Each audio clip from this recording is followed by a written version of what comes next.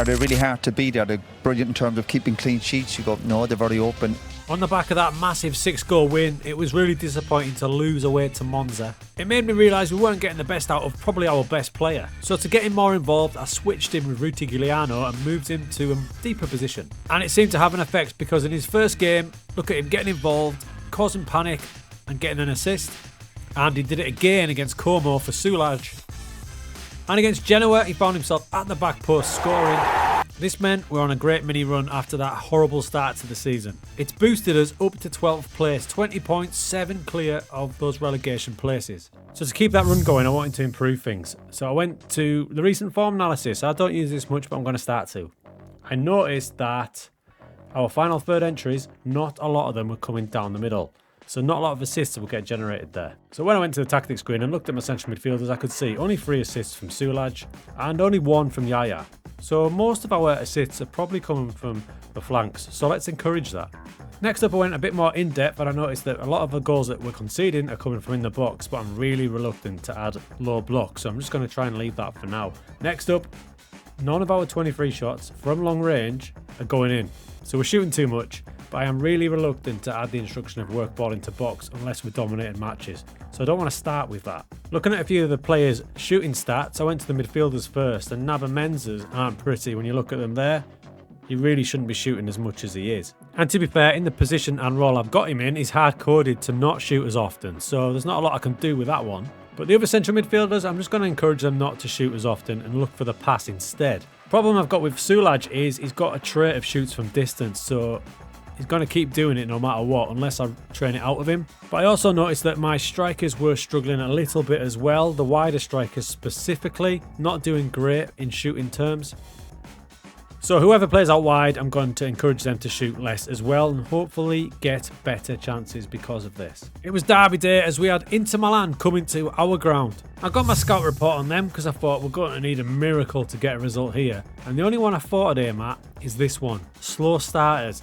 So a rather high 7 of 23 goals conceded arrive in the first 15 minutes. Knowing that for this match only, I was going to roll the dice for that first 20 minutes and go attacking mentality. And as the match got going, it seemed to be working as we put them under pressure.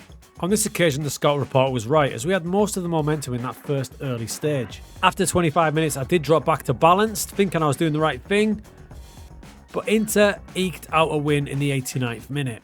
It all means that come January the 1st, here we are, we're sat in 13th position. We are 6 clear of relegation. I'm just hoping them teams are bad enough that they don't build up any momentum. In terms of the team, it's as you were. The link-ups are still there working well. I just need to get more output from my strikers, which is tough because we are 2,000 to 1, remember. But we're not getting a great deal out of them. Ruti's got 6 goals and 4 assists. He's probably been the best of the bunch. Condelo's really struggling with just 2 goals. And even Starboy Ruben's been struggling, but you might notice that horrible wanted sign next to his head. Check this out. So Ruben, whose attributes continue to fly up, now classed as a wonder kid, is wanted by Union Berlin, Newcastle and Man City. Of course, yes. In fact, I just turned down a bid for Man City, worth a paltry 975,000. It would have rose to 3.7, but there was no way we were taking that. And now he's kicking off.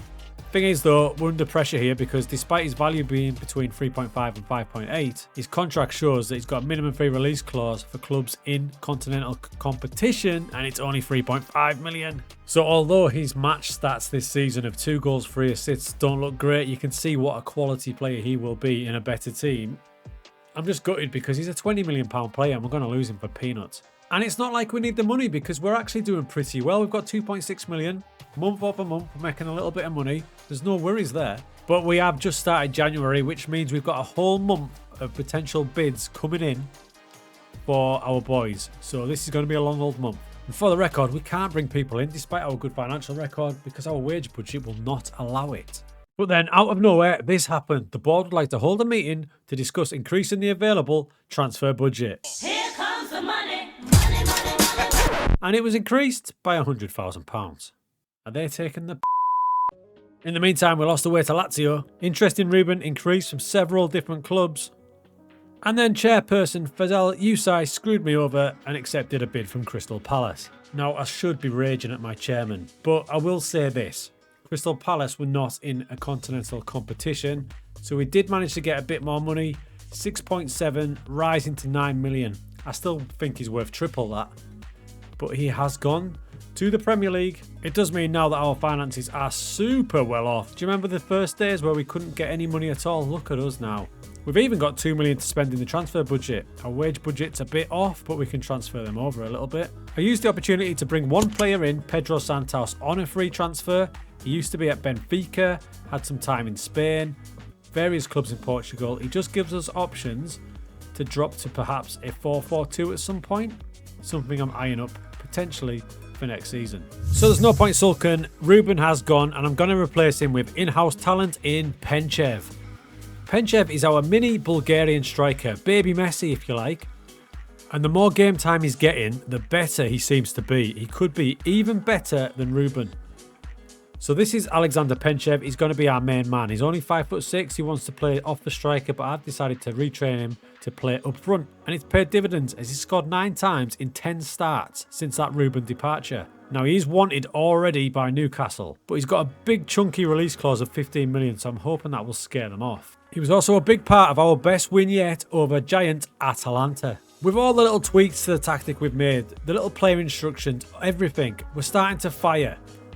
That absolute stunner from Penchev in the first couple of minutes was followed by this little finish. And we're playing one of the best teams in Italy here, and late in the match we scored a third thanks to Santos. That's an absolute thumping win. It means deep into February, look at this turnaround. So from the start of the season until November time, that is pretty decent form. So we're into 12th place, but crucially we are 14 points clear of relegation. So yeah, I love Penchev. He's now scored 12 times in 14 starts, absolutely flying. And remember, he was an agent offer signing on a deadline day for free. He cost us nothing, and it's just got even better. As our boy Penchev wins the Best Wonder Kid in Football award ahead of players from such teams as AC Milan, Inter Milan, Arsenal, Man City and Real Madrid. Things got a little bit tougher though, as we had some really brutal fixtures back to back. Napoli, Roma, Juventus and AC Milan, a game which we were absolutely robbed. So we just lost 4 or 5 in a row there, but I'm not that concerned because we're actually really playing well in every match. That one kind of sums it up. We should have got the win against our giant rivals AC Milan. So a word on the tactic, we have added some player instructions in to shoot less often, things like that. I didn't add focused play down each side, but during the match, if we're playing against a team that plays quite narrow, which is quite common in Italy, such as a diamond formation, we will add that in and try and get the players focusing down each side, especially down this left-hand side with Parejo, bombing with Condello. Although they seem to hate each other now for some reason. I love Samuel Peresan, but I decided to let him leave. I sent him on loan.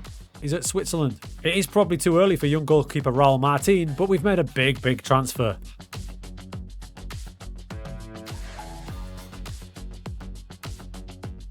That's right, folks. Chosen One original Matteo Rizzo rejoins the club. He cost us just 400,000 4 or 5 years after we sold him for 1 million to Bologna. Rizzo is back. Ironically enough, his first match was against his old team Bologna. He was fantastic in that match, keeping a clean sheet and clocking a 7.4 rating. In fact, since joining us before that incredibly hard stretch of matches, he's got 3 clean sheets and only conceded 8. Our poor run continued in this match against Udinese. A match where we hit the woodwork 4 times. That kind of sums up our current run.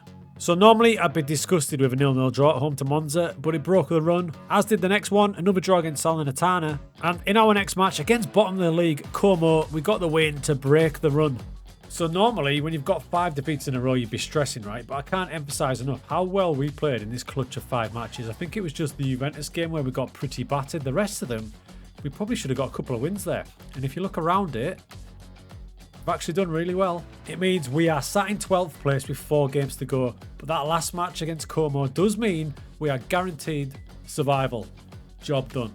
We haven't changed much. We're still in the 4-3-3. We've just made them changes to player instructions. And there's a little change in personnel. You can see Penchev is now the main striker instead of Ruben. And then you've got our boy Rizzo back in goals. And this is where I will address the Chosen One situation. It's been a while since we've seen this graphic, but let's remind ourselves, 6 Chosen One players must be in the starting 11 throughout the save. Chosen Ones are players that are at the club from day one. So our boy Rizzo was a chosen one. He was at the club from day one. He's no longer a chosen one as we have the 6. There are the 6 there. However, if one of these 6 was to leave the club, I'm going to say that Rizzo is allowed to jump back in as a chosen one player, which is pretty useful considering we've completely stopped producing any young players. In fact, our next intake is again absolute.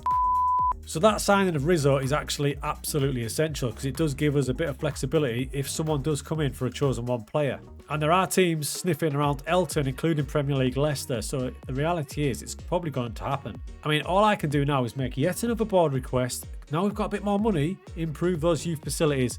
I mean, let's see what they say. A few moments later. Oh my god! Oh my god! They've actually agreed to it, dudes. They have actually agreed to it. It's going to cost us $1 million. It's going to get slated to complete by September, which should give us time for the next intake. Oh my god, that's huge. What started with devastation of Ruben leaving us, now we've got Penchev, who's arguably better. We've got Rizzo back. We've survived in Serie A. In fact, we're eyeing up top 10. It's a bit of a stretch to get there, but you never know. So next season's planning starts now. I am tempted to change this up a bit because are we at a point where this is as good as we're going to get? Do we try and flip it on its head, go aggressive, hit a 4-2-4, something like that? Worst case scenario, if Elton was to lose us, right, bear with me, it might not be the worst thing in the world. Because what that would do is Rizzo would then be a chosen one and it would unleash an extra slot in an attacking position for a new player to pop in.